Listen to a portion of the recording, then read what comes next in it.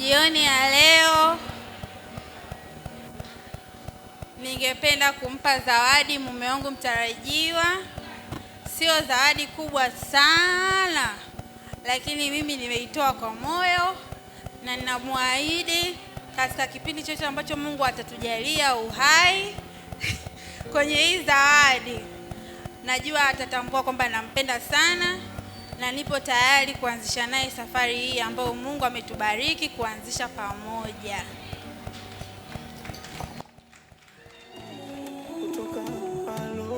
Mungu ndo mtaalamu wa kumechisha, ndo maana kamua kunipa wewe, ona tulivyomechisha. Mungu fundi dongo kalifinyanga, mzuri hauna mapepe na mimi mawenge sinanga. 1, 2 na 3 namba zote za kwako.